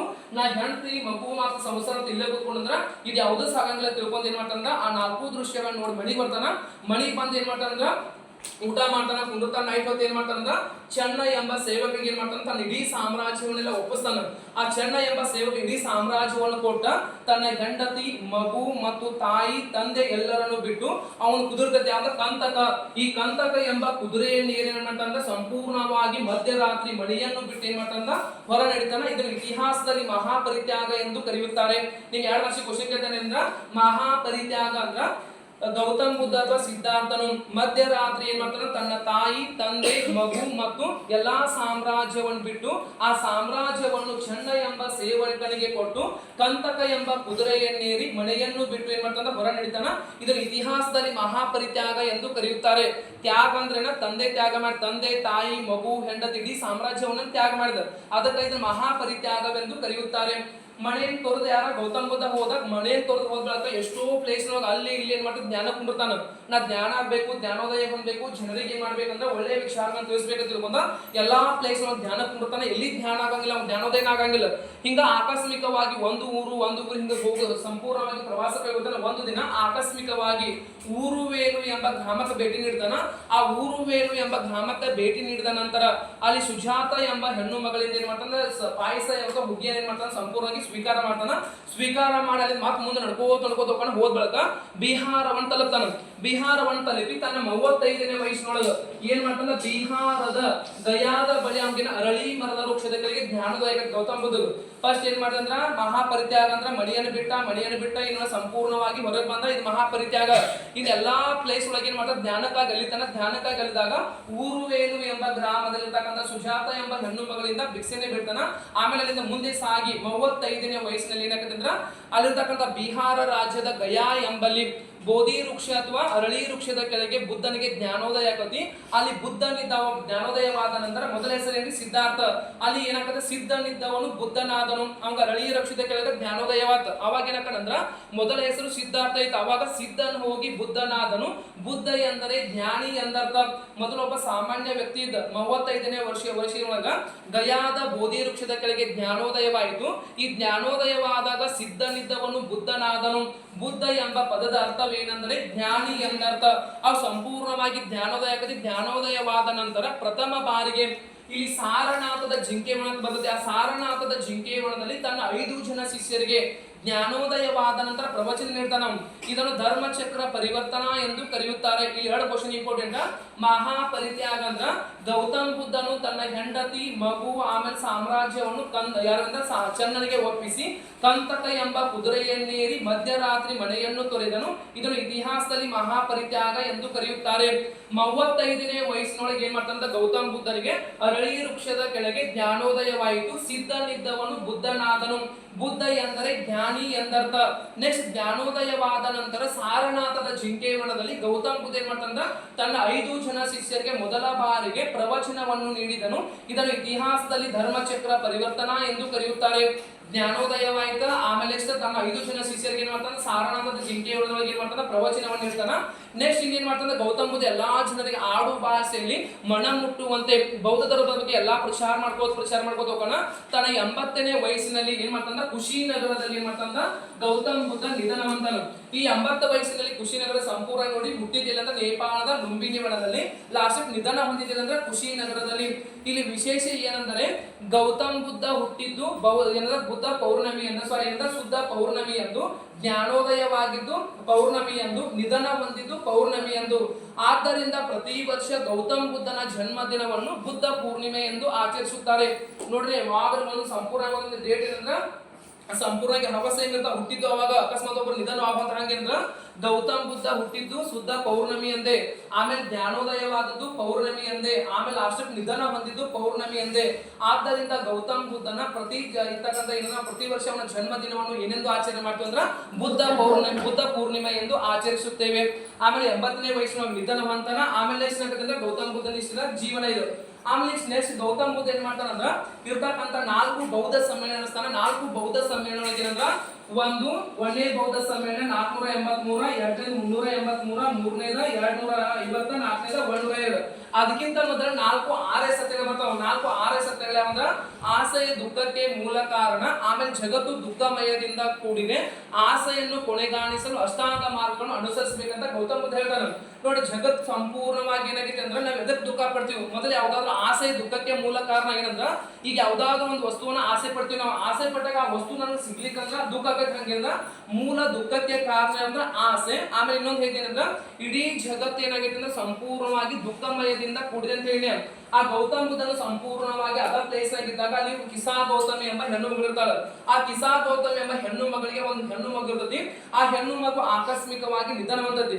ನಿಧನ ಹೊಂದಿದೊಳಗ ಇರ್ತಕ್ಕಂಥ ಒಬ್ಬ ವ್ಯಕ್ತಿ ಏನ್ ಹೇಳ್ತಾನಂದ್ರ, ಈ ಕುಂತ ಹೆಣವಂತ ಒಂದು ಎದುರು ಕಳಾತಿ ಗೌತಮ ಬುದ್ಧ ಒಬ್ಬ ವೀರ ಸನ್ಯಾಸಿದಾನ, ಅವನ ಕಡೆ ಹೋಗ. ಆ ಹೋದಾಗ ನಿನ್ನ ಮಗಳನ್ನ ಬದುಕಿಸ್ಕೊಡ್ತಾನ ಅಂತ ಹೇಳಿದಾಗ ಆ ಚದರ್ತಕ್ಕಂಥ ಕಿಸಾ ಗೌತಿ ತನ್ನ ಮಗಳನ್ನ ತಗೊಂಡಿರೋಕಂದ್ರ ಗೌತಮ ಬುದ್ಧನ ಕಡೆ ಹೋಗಲ್ಲ. ಗೌತಮ ಬುದ್ಧನ ಕಡೆ ಹೋದಾಗ ಆ ಕೇಳ್ತಾಳೆ ಏನಂದ್ರ, ಗೌತಮ ಬುದ್ಧ ನೀವೇನಂದ್ರ ಭೂಮಿಯ ಮೇಲಿನ ದೇವ್ರ ಅಂತ, ಆಮೇಲೆ ಶ್ರೇಷ್ಠವಾದ ವ್ಯಕ್ತಿ ಅಂತ, ಹೆಂಗಾದ್ರೂ ಮಾಡಿ ನನ್ನ ಮಗಳನ್ನ ಬದುಕಿಸ್ಕೊಡುವ ತಿಳ್ಕೊಂಡ ಅಳ್ಕೋತ ಕೂತಾಗ ಗೌತಮ ಬುದ್ಧ ಹೇಳ್ತಾನೆ ಏನಂದ್ರ, ನಿನ್ನ ಮಗಳನ್ನ ಬದುಕಿಸ್ಕೊಡ್ತಾನು, ಬದುಕಿಸ್ಕೊಡ್ಬೇಕಂದ್ರೆ ನೀ ಏನ್ ಮಾಡ್ಬೇಕಂದ್ರ ನಾ ಹೇಳಿದ ಒಂದು ಕೆಲಸ ಕೇಳ್ಬೇಕಂತ. ಅವಾಗ ನೀ ಏನ್ ಹೇಳ್ತಿ ಹೇಳೋಣ, ಎಲ್ಲ ಸಂಪೂರ್ಣ ಕೆಲಸ ಕೇಳ್ದಂತ ಕಿಸಾ ಗೌತಮ್ ಹೇಳ್ತಾರ. ಅವಾಗ ಹೇಳ್ತಾ ಗೌತಮ ಬುದ್ಧ ಏನಂತಂದ್ರ, ನಿನ್ನ ಮಗಳನ್ನ ನಾ ಬದುಕಿಸ್ಕೊಡ್ಬೇಕಂದ್ರ ನೀ ಏನ್ ಮಾಡ್ಬೇಕಂದ್ರ ಸಾವಿಲ್ಲದ ಮನೆ ಒಳಗೆ ಹೋಗಿ ಸಾಸಿವೆ ತರ್ಬೇಕಂದ್ರ ಈ ಊರೊಳಗೆ ಹೋಗು. ಈ ಊರೊಳಗೆ ಹೋಗಿ ಸಾವಿಲ್ಲದ ಮನೆ ಒಳಗಿನ ಸಾಸಿವೆ ನಾನು ತಂದು ಕೊಡ್ನಿ. ಅಕಸ್ಮಾತ್ ಆ ಸಾವಿಲ್ಲದ ಮನೆ ಒಳಗಿನ ಸಾಸಿವೆ ನೀ ನನಗೆ ತಂದು ಕೊಟ್ರ ನಾನು ನಿನಗೆ ಏನ್ ಮಾಡ್ತೇನೆ, ನಿನ್ನ ಮಗಳನ್ನ ಬದುಕಿಸ್ಕೊಡ್ತೀನಿ ಅಂತ ತಿಳ್ಕೊಂಡು ಕಿಸಾ ಗೌತಮಿ ಹೇಳಿದಾಗ ಕಿಸಾ ಗೌತಮಿ ಸಂತೋಷಗೊಂಡ ಚತ್ತಿರ್ತಕ್ಕಂಥ ಮಗುವನ್ನ ಅಲ್ಲೇ ಬಿಟ್ಟ ಪ್ರತಿಯೊಂದು ಮಹಿಳೆ ಇರ್ತಕ್ಕಂಥ ಮನೆಗೆ ಹೋಗ. ಮನೆಗೆ ಹೋಗಿ ಏನಂದ್ರ, ನಿಮ್ ಮನೆ ಒಳಗೆ ಸಾವಾಗಿರ್ತೇನ, ಸಾವಾಗಿರ್ಲಿಕ್ಕೆ ಒಂದ್ ಸ್ವಲ್ಪ ನಾನು ಸಾಸಿವೆ ಕೂಡ್ರಿ ಅಂತ ಕೇಳಿದಾಗ ಪ್ರತಿಯೊಂದು ಮನೆಗೆ ಹೋಗಲ್ಲ. ಪ್ರತಿಯೊಂದು ಮನೆಗೆ ಹೋದಾಗ ಪ್ರತಿಯೊಂದು ಮನೆ ಒಳಗೆ ಸಾವಿಲ್ಲದ ಮನೆ ಒಳಗೆ ಸಾಸಿವೆ ಸಿಗಂಗಿಲ್ಲ. ನೋಡಿ, ಪ್ರತಿಯೊಂದು ಮನೆ ಒಳಗೆ ಸಾವಾಗಿರ್ತೈತಿ, ಸಾವಾಗ ಸಾಸಿವೆ ಸಿಗಂಗಿಲ್ಲ. ಆ ಗೌತಮ ಬುದ್ಧನ ಕಡೆ ಬರ್ತಾರ. ಗೌತಮ ಬುದ್ಧನ ಕಡೆ ಬಂದ್ ಹೇಳ್ತಾರೆ ಏನಂದ್ರ, ನನಗ ಸಾವಿಲ್ಲದ ಮನೆ ಒಳಗಿನ ಸಾಸಿವೆ ಸಿಗ್ಲಿಲ್ಲ ಗುರು ಅಂತ ಹೇಳಿದಾಗ ಗೌತಮ ಬುದ್ಧ ಹೇಳ್ತಾನೆ ಅಂದ್ರ, ಒಂದ್ ಸರಿ ನಿನಗ್ ಹೆಂಗೇನ ಸಾವಿಲ್ಲದ ಮನೆಯೊಳಗಿನ ಸಾಸಿವೆ ನಿನಗ್ ಹೆಂಗ ಸಿಗ್ಲಿಲ್ಲ, ಹಂಗ ದೇಹದೊಳಗಿನ ಒಮ್ಮೆ ಆತ್ಮ ಹೊರಗೆ ಹೋದ್ರೆ ನನಗೆ ತಂದು ಕೊಡಕ್ ಆಗಂಗಿಲ್ಲ. ಆಕಿ ಸಾವಿಲ್ಲದ ಮನೆಯೊಳಗಿನ ಸಾಸಿವೆ ಸಿಗ್ಲಿಲ್ಲ, ಈಗ ಒಂದ್ ಸರಿ ಯಾಕೆ ನನ್ನ ಮಗಳನ್ನ ಬದುಕಿಸ್ಕೊಡಂತ ಒಂದ್ ಸರಿ ದೇಹದೊಳಗಿನ ಆತ್ಮ ಹೊರಗೆ ಹೋತಂದ್ರ ನನಗೂ ಅದನ್ನ ತಂದು ಕೊಡಕ್ ಆಗಿಲ್ಲ ಅಂತ ಹೇಳ್ಕೊಂಡು ಗೌತಮ ಬುದ್ಧ ಹೇಳ್ತಾನ. ಹಂಗ ಜಗತ್ತವು ದುಃಖಮಯದಿಂದ ಕೂಡಿದೆ. ನಾವು ಒಂದು 4 ದಿನ ಬಹಳ ಖುಷಿಯಾಗಿರ್ತೀವಿ, 1-2 ದಿನ ಮಾತ್ರ ವಾಪಸ್ ಏನೋ ದುಃಖದಿಂದ ಇರ್ತೀವಿ. ಹಂಗನ ಯಾವಾಗ ಖುಷಿಯಾಗಿರ್ತೀವಿ, ಯಾವಾಗ ಸಂತೋಷವಾಗಿರ್ತೀವಿ ಗೊತ್ತಿರ, ದುಃಖವಾಗಿರುತ್ತೆ. ಹಂಗೇನದ ಜಗತ್ತು ದುಃಖಮಯದಿಂದ ಕೂಡಿದೆ. ಈ ದುಃಖಕ್ಕೆ ಮೂಲ ಕಾರಣ ಏನಂದ್ರೆ ಆಸೆ. ನಾವು ಯಾವುದೇನೋ ಒಂದಿರ್ತಕ್ಕಂಥ ವಸ್ತುವಿನ ಆಸೆ ಪಡಬೇಕು, ಮಿತಿ ಮೀರಿ ಆಸೆ ಪಡಬಾರ್ದು ಹೇಳ್ತಾನ. ಅತಿ ಆಸೆ ಗತಿಗೇಡಿಸಿತು ಸಂಪೂರ್ಣವಾಗಿ ಇನ್ನೊಂದು ಸ್ವಲ್ಪ ನೋಡಿ ಏನಂದ್ರ, ಅತಿ ಆಸೆ ಗತಿಗೇಡಿಸಿತು. ಒಂದ್ ನಾಯಿ ಇರ್ತೈತೆ, ನಾಯಿಗೆ ಏನಂದ್ರ ಬಾಳ ದಿನ ಆಹಾರ ಸಿಕ್ಕಿರಂಗಿಲ್ಲ. ಒಂದಿನ ನಾಯಿ ಒಂದು ಬುದ್ಧಿ ಸಿಗ್ತದೆ, ಊಟದ ಬುದ್ಧಿ ಸಿಗ್ತದೆ. ಆ ಊಟದ ನಾಯಿ ಹೊಂಟಿರ್ತದೆ. ಅದ್ ನಾಯಿ ಎಲ್ಲಿ ಹೊಂಟಿರ್ತೈತೆ ಅಂದ್ರೆ ಸಂಪೂರ್ಣವಾಗಿ ಇನ್ನೊಂದು ಯಾರಿಗೆ ಕುಡಬಾರ್ದು ತಿಳ್ಕೊಂಡ ನಾಯಿ ಊಟ ತಗೊಂಡ್ ಹೋಗ್ತೈತೆ. ಹೋಗೋ ಸಂದರ್ಭದಾಗ ನದಿ ಪಕ್ಕ ಹೊಂಟಿರ್ತೈತೆ ನಾಯಿ. ಈಗ ನದಿ ಮೇಲೆ ಬ್ರಿಡ್ಜ್ ಇರ್ತದೆ. ಬ್ರಿಡ್ಜ್ ಇದ್ದಾಗ ನಾಯಿ ತಗೊಂಡ್ರ ಮೇಲೆ ಊಟ ತಗೊಂಡ್ ಹೊಂಟಿರ್ತೈತೆ. ಹೋಗೋ ಸಂದರ್ಭ ನಾಯಿ ಏನ್ ಮಾಡ್ತೈತೆ ಅಂದ್ರ ಪ್ರತಿಬಿಂಬ ಹೊಳಿ ಒಳಗೆ ಗಿಣಿಕ್ ನೋಡ್ತೈತಿ. ಹೊಳಿ ಒಳಗೆ ಗಿಣಿಕ್ ನೋಡಿದಾಗ ತನ್ನ ಪ್ರತಿಬಿಂಬ ಎಲ್ಲಿ ಕಾಣ್ತೈತಿ, ನದಿ ಒಳಗೆ ಕಾಣ್ತೈತಿ. ನದಿ ಒಳಗೆ ಕಾಣಿದಾಗ ನಾಯಿ ಏನ್ ಮಾಡ್ತೈತಿ ಅಂದ್ರೆ ನಾನು ಬುದ್ಧಿ ಇನ್ನೊಂದು ನಾಯಿ ತುಳಾಕ್ ಬಂದೈತೆ ತಿಳ್ಕೊಂಡು ಏನ್ ಮಾಡ್ತೈತಿ ಅಂದ್ರೆ ಇನ್ನೊಂದು ವಾಪಸ್ ಪ್ರತಿಬಿಂಬ ಬರ್ತೈತಿ ನಾಯಿದ ಹೊಳಿ ಒಳಗೆ ನದಿ ಒಳಗೆ. ಈಗ ಸಂಪೂರ್ಣ ನಾವೇನ್ ಮಾಡ್ತೀವಿ ಅಂದ್ರ ನಮ್ಮ ಪ್ರತಿಬಿಂಬ ನೀರ್ನ ನೋಡ್ರೆ ವಾಪಸ್ ನಮ್ಮ ಪ್ರತಿಬಿಂಬ ಕಾಣ್ತೈತಿ. ಹಂಗ ನಾಯಿನ ಊಟ ತಗೊಂಡ್ ಹೋಗಿದ್ದೆ. ಊಟ ತಗೊಂಡ್ ಹೋಗೋ ಸಂದರ್ಭದಾಗ ಏನಾಗ್ತೈತಿ, ತಾ ಹೋಗೋ ಸಂದರ್ಭ ಹೊಳಿ ಒಳಗೆ ಗಿಣಿಕ್ ನೋಡ್ತೈತಿ. ಹೊಳಿ ಒಳಗೆ ಗಿಣಿಕ್ ನೋಡಿದಾಗ ತನ್ನ ಪ್ರತಿಬಿಂಬ ಕಾಣ್ತೈತಿ. ನನ್ನ ಪ್ರತಿಬಿಂಬ ಕಾಣ್ದಾಗ ವಾಪಸ್ ನಾಯಿ ಏನ್ ಮಾಡ್ತೈತಿ ಅಂದ್ರ ಯಾವುದೋ ನಾಯಿ ಅಂದ್ರೆ ನಾನು ತಿನ್ನಾಕ ಊಟ ಕಸುಳಾಕ್ ಬಂದೈತಿ ತಿಳ್ಕೊಂಡು ಬಗಲ್ ಬಿಡ್ತೈತಿ. ಬಗಲ್ದಾಗ ಆ ಊಟ ಎಲ್ಲಿ ಬೀಳ್ತೈತಿ, ನೀರೊಳಗೆ ಬೀಳ್ತೈತಿ. ಆ ಸಂಪೂರ್ಣವಾಗಿ ಯೋಚನೆ ಮಾಡಿ ಹಂಗ ಹೋಗಿದ್ರೆ ಅದು ಕೂಡ್ ಸಿಕ್ತಿತ್ತು. ಅದೇನ್ ಮಾಡ್ತಾ ಇನ್ನೊಂದು ನಾಯಿ ಬರ್ತಾನ ಆಹಾರ ಕಸ್ಕೊತೈತಿ ತಿಳ್ಕೊಂಡ್ರ ಅಲ್ಲಿ ಬೊಗುಳ್ ಬಿಟ್ಟ ಆಹಾರ ಎಲ್ಲಿ ಬಿತ್ತು, ನೀರಿನೊಳಗೆ ಬಿತ್ತು. ಅದಕ್ಕೆ ಊಟ ಸಿಗ್ಲಿಲ್ಲ. ಅತಿ ಆಸೆ ಗತಿಗೇಡಿಸಿತು. ನಾನು ಇನ್ನೊಂದು ಏನಂದ್ರ, ಇಬ್ರು ಗಂಡ ಹೆಂಡ್ತಿರ್ತಾರ. ಇಬ್ರು ಗಂಡ ಹೆಂಡ್ತಿದ್ದಾಗ ಯಾವ್ದು ಸಾಕಿರು, ಕೋಳಿ ಸಾಕಿರು. ಆ ಕೋಳಿ ಒಂದಿನ ಎಂತ ಮೊಟ್ಟೆ ಇತ್ತು, ಬಂಗಾರದ ಮೊಟ್ಟೆ. ಅವ್ರ ಅತಿ ಆಸೆಗೆ ಏನ್ ಬಿಟ್ರು, ಇಲ್ಲ ಇರ್ತಕ್ಕಂಥ ಕೋಳಿ ದಿನಾಲು ಒಂದೊಂದ ಬಂಗಾರದ ಮೊಟ್ಟೆ ಇರ್ತೈತಿ ಬಾ ತಿಳ್ಕೊಂಡ, ಇನ್ನೂ ಬಂಗಾರ ಬಾಳ ಇರ್ಬೇಕಂತ ತಿಳ್ಕೊಂಡ ಕೋಳಿಯನ್ನ ಕೊಂದ್ ಹಾಕ್ತಾರ. ಕೋಳಿಯನ್ನ ಕೊಂದ್ ಹಾಕಿದ ಕೋಳಿ ದೇಹದಲ್ಲಿ ಯಾವುದೇ ಇರ್ತಕ್ಕಂಥ ಬಂಗಾರ ಸಿಗಲ್ಲ, ಚಿನ್ನೂ ಸಿಗಂಗಿಲ್ಲ. ಆ ಕೋಳಿ ಆಕಸ್ಮಿಕವಾಗಿ ನಿಧನ ಹೊಂದತಿ. ಅಕಸ್ಮಾತ್ ಅದನ್ನ ಅವ್ರು ಕೋಳಿ ಇಟ್ಕೊಂಡ ಜೀವನ ನಡೆಸಿದ್ರೆ ಜೀವನ ಸಾಕ್ತಿತ್ತು. ಅವ್ರು ಏನ್ ಆಸೆ ಪಟ್ರು, ಚಿನ್ನಕ್ಕೆ ಆಸೆ ಪಟ್ರು. ಆ ಕೋಳಿಯನ್ನ ಕೊಂದ್ರ. ಆ ಕೋಳಿ ಸಂಪೂರ್ಣವಾಗಿ ನಿಧನವಂತ. ಇದಕ್ಕೆ ಅದನ್ನ ಕಾರಣ ಆಸೆ. ಈ ಗೌತಮ ಬುದ್ಧ ಏನಂತಂದ್ರ ಪ್ರಪಂಚವು ದುಃಖಮಯದಿಂದ ಕೂಡಿದೆ. ಆಮೇಲೆ ದುಃಖಕ್ಕೆ ಸಂಪೂರ್ಣವಾಗಿ ಮೂಲ ಏನ ಕಾರಣ ಅಂದ್ರೆ ಆಸೆ. ಈ ಆಸೆ ಸಂಪೂರ್ಣವಾಗಿ ಕೊನೆಗಾಣಿಸಬೇಕಂದ್ರೆ ಅಷ್ಟಾಂಗ ಮಾರ್ಗಗಳನ್ನು ಅನುಸರಿಸಬೇಕಂತ ಹೇಳ್ತಾನ. ಅಷ್ಟಾಂಗ ಅಂದ್ರೆ ಅಷ್ಟ ಎಂದ್ರೆ 8 ಎಂದರ್ಥ. 8 ಮಾರ್ಗಗಳು ಹೇಳ್ತಾನ. ಆ ಮಾರ್ಗಗಳನ್ನು ಸಂಪೂರ್ಣವಾಗಿ ನಾವು ಅನುಸರಿಸಿದ್ರೆ ನಾವು ಜೀವನ ಸಂಪೂರ್ಣವಾಗಿ ದುಃಖದಿಂದ ಕೂಡರಂಗಿಲ್ಲ ತಿಳ್ಕೊಂಡು ಯಾರು ಹೇಳ್ತಾರೆ, ಗೌತಮ ಬುದ್ಧ ಹೇಳ್ತಾನ.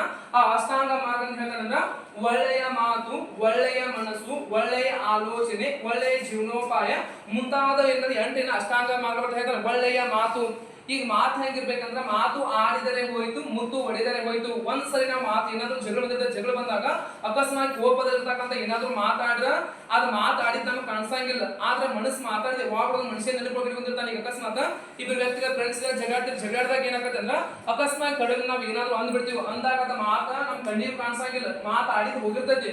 ಆದ್ರೆ ಯಾವಾಗ್ಲೂ ಸ್ಥಿರವಾಗಿ ನನಗೆ ಹಿಂಗಂದಲ್ಲ, ನಾನು ಹಿಂಗ ತಿಳ್ಕೊಂಡು ಆತ್ಮದಾಗ ಯಾವಾಗ್ಲೂ ಇರ್ತೈತೆ ಅದು. ಹಾಗೆ ನಾ ಆಡೋಕ್ಕಿಂತ ಮೊದಲ ನಾವ್ ಏನ್ ಮಾಡ್ಬೇಕು, ಒಳ್ಳೆಯ ಮಾತುಗಳನ್ನ ಆಡ್ಬೇಕು. ಹೇಳ್ತಾನೆ ಏನಂದ್ರ ನಾಲಿಗೆ ಒಳ್ಳೇದಾದ್ರೆ ನಾಳೆಲ್ಲ ಒಳ್ಳೇದು. ಒಬ್ಬ ವ್ಯಕ್ತಿನ ಸಂಪೂರ್ಣವಾಗಿ ಅರ್ಕೋಬೇಕಂದ್ರೆ ಅವ್ನ ವ್ಯಕ್ತಿತ್ವ ತಿಳಿಸುದೇ ಅಂದ್ರೆ ನಾಲಿಗೆ. ನಾವ್ ಹೆಂಗ್ ಮಾತನಾಡ್ತೀವಿ ಹೆಂಗಿರ್ತೀವಿಲ್ಲ ಹಂಗ್ ಸಂಪೂರ್ಣ ಹೇಳ್ತಾನ. ದೇವ್ರು ನಮಗೊಂದು ಶರೀರ ಕೊಟ್ಟಾನ, ಆ ಶರೀರದಾಗ ಒಂದು ಅಗ್ಗಿ ಕೊಟ್ಟಾನ. ಅದನ್ನ ಏನ್ ಮಾಡ್ಬೇಕಂದ್ರ ಒಳ್ಳೆಯ ಮಾತುಗಳಿಗೆ ಉಪಯೋಗಿಸಬೇಕು ಅಂತ ಗೌತಮ ಬುದ್ಧ ಹೇಳ್ತಾನೆ. ಬಸವಣ್ಣ ಹೇಳ್ತಾನೆ ಏನಂದ್ರ ಆಡಿ ಮೈನ ಮುತ್ತು ಏನಂದ್ರ ಹೊಡೆದರೆ ಹೋಯ್ತು, ಮಾತು ಆಡಿದರೆ ಮಾತು ಆಡಿದರೆ ಹೋಯ್ತು, ಮುತ್ತು ಹೊಡೆದರೆ ಹೋಯ್ತು. ಅಲ್ಲಿ ಹೇಳ್ತಾನೆ ಬಸವಣ್ಣ ಮಾತನಾಡಿದರೆ ಹೆಂಗಿರ್ಬೇಕು, ಮುತ್ತಿನಂತ ಇರ್ಬೇಕು. ನಾವೆಲ್ಲ ಸಂಪೂರ್ಣವಾಗಿ ಒಳ್ಳೆಯ ಮಾತನಾಡ್ಬೇಕು. ಅದು ಗೌತಮ ಬುದ್ಧ ಅಂತ ಹೇಳ್ತಾನೆ. ಇನ್ನ ಮನಸ್ಸು ಹೇಳ್ತಾನೆ ಹೆಂಗ್ ಮನಸ್ಸಿರ್ಬೇಕಂದ್ರ ಮನಸ್ಸಿದ್ದರೆ ಮಾರ್ಗ.